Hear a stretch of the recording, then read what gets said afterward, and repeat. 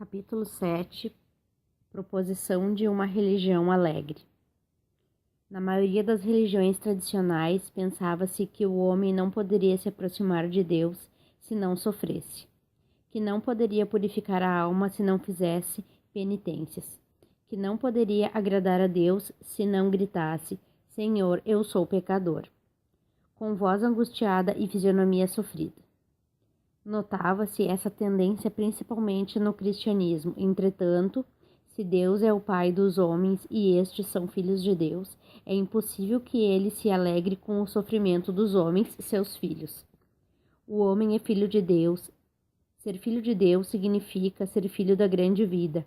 A grande vida invisível que preenche e rege todo o universo chamamos de Deus. E todos nós que nascemos da grande vida somos filhos de Deus.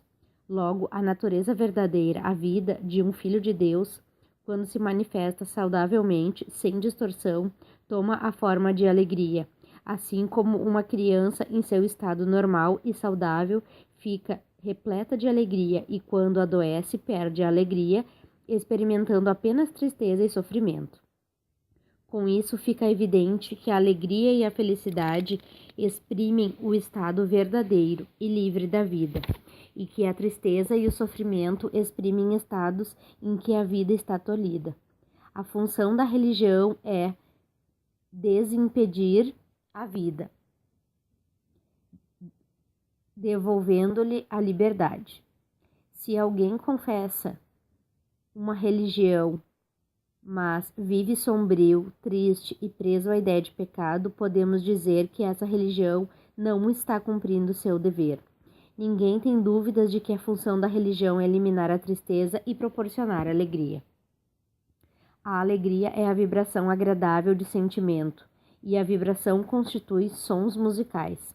O sentimento de alegria é, portanto, uma música alegre, uma melodia agradável. A vida tem vibração alegre. Se uma pessoa tem vibração harmônica e alegre, isso significa que ela está manifestando a vida em elevado grau.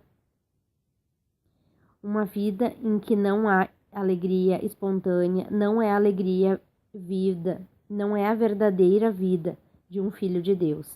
Devemos procurar viver de modo que atinjamos o mais alto grau na parte de expressar alegria.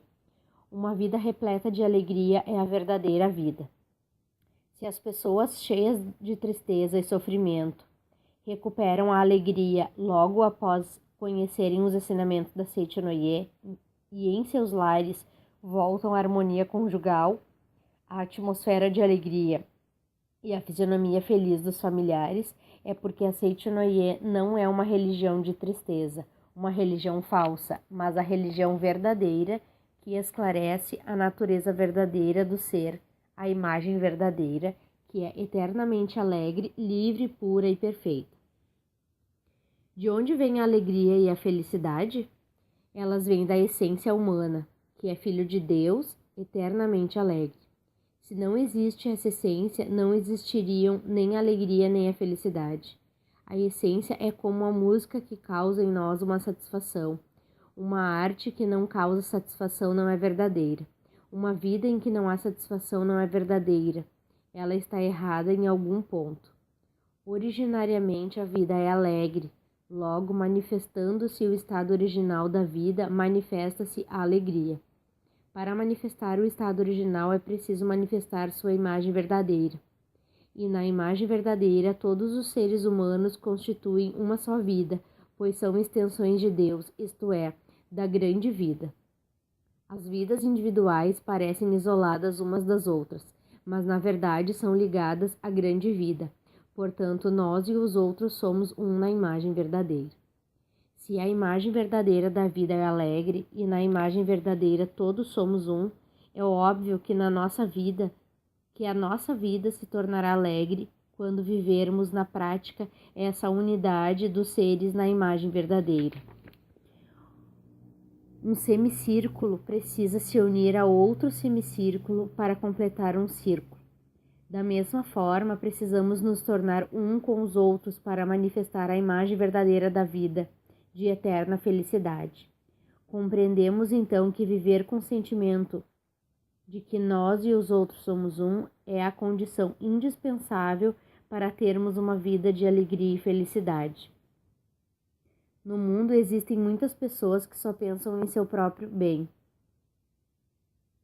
prejudicando os outros. Pensam que basta aumentar seu lucro para serem felizes, mas não conseguirão jamais alcançar a verdadeira felicidade. O círculo não pode estar no semicírculo.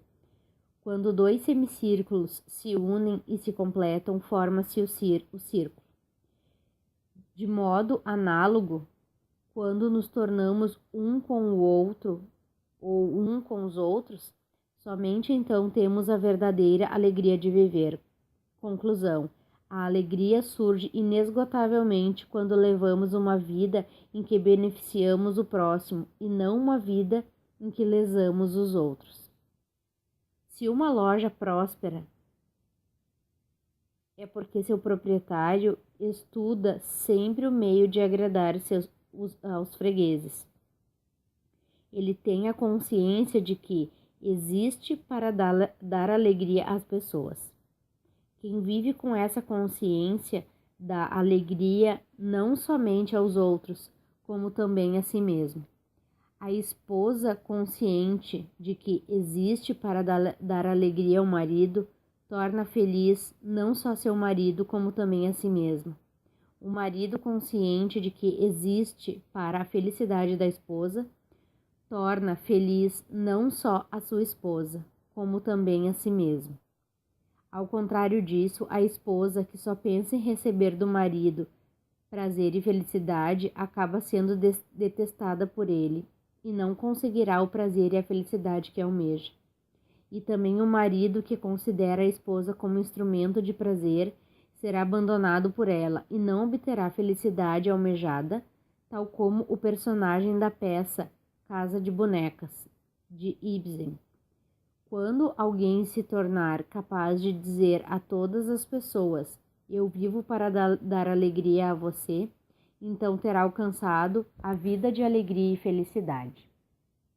O pensamento é uma energia que possui força inercial, tal qual um projétil disparado. Uma pequena força aplicada uma só vez contra uma árvore não pode ser capaz de balançá-la, mas aplicada várias vezes seguidamente acaba balançando-a.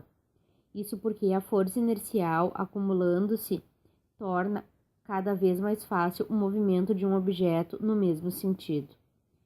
Nossa mente também possui a mesma propriedade. Se nos alegrarmos uma vez, será mais fácil nos alegrarmos na próxima vez.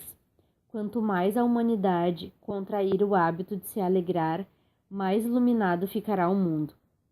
Esta é uma das razões por que a Seitinoye é chamada movimento de iluminação da humanidade. Por mais que a humanidade se alegre, nunca será demais nem desagradará a Deus. Uma alegria atrai outras alegrias, provoca reação em cadeia. Assim, a alegria vai se propagando pelo mundo e pelo universo. É por isso que o volume 20 desta coleção A Verdade da Vida traz um poema que diz: não deves lamentar por não possuíres bens materiais a oferecer. Mesmo que nada tenhas materialmente, podes oferecer tua expressão feliz.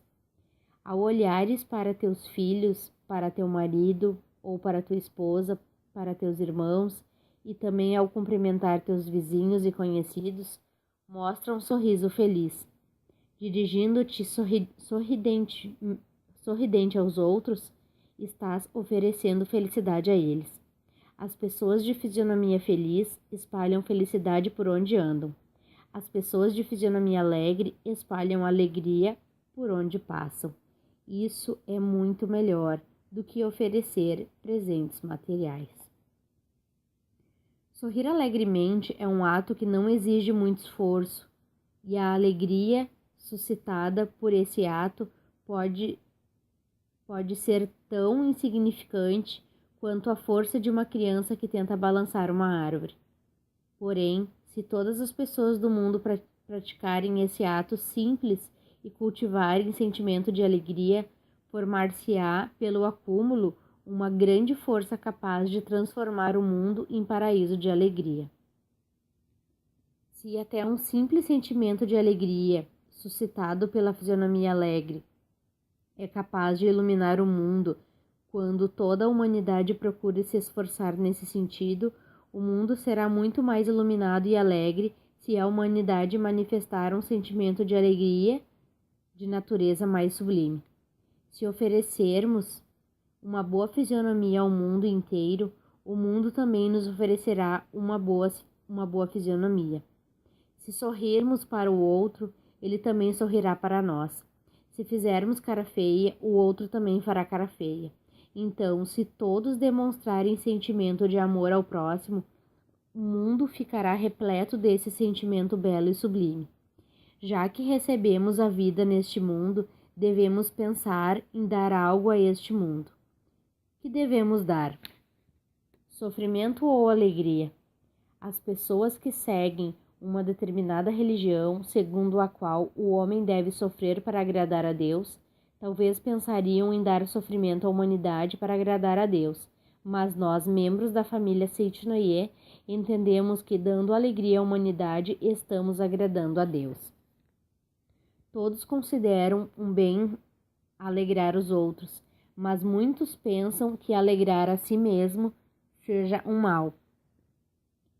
Por essa razão, desde a antiguidade, o sacrifício é considerado uma virtude. Os que se sacrificam por outros são considerados heróis.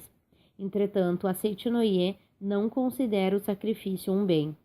Quando vemos o outro de um ponto de vista mais próximo de Deus, compreendemos que todos são indistintamente filhos de Deus e constituem uma só vida, razão pela qual não comungamos a ideia de que um filho de Deus deva sofrer para alegrar outro filho de Deus.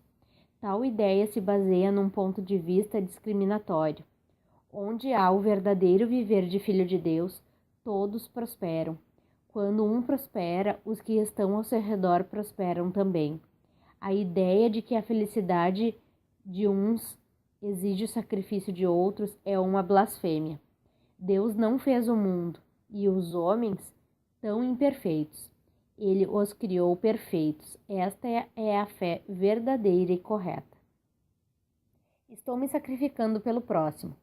Este pensamento parece louvável à primeira vista, mas na verdade não existe pensamento tão nocivo como este, que torna o mundo desagradável e aumenta a infelicidade. Dizer estou me sacrificando por você é o mesmo que afirmar você está me causando sofrimento. Quando, por exemplo, a esposa pensa que está se sacrificando pelo marido, começa a reinar uma atmosfera desagradável em seu lar. O marido começa a pensar: eu não estou exigindo nenhum sacrifício dela. E não suportando a sensação de que ela está cobrando gratidão, passa a querer se divertir fora de casa. Também no caso em que o marido pensa: eu trabalho arduamente sacrificando-me por minha mulher, ela não suportará esse sentimento de cobrança de gratidão por parte do marido. E este, quando se acumula a penosa sensação de que está se sacrificando por sua mulher, deseja ter uma vida sem sacrifícios, mais alegre, e passa a procurar a felicidade junto de uma mulher que não cause sensação de sacrifício. Certa vez, uma senhora cristã e septuagenária consultou-me sobre seus problemas, dizendo: venho me sacrificando por minha filha durante 40 anos, mas ela me maltrata.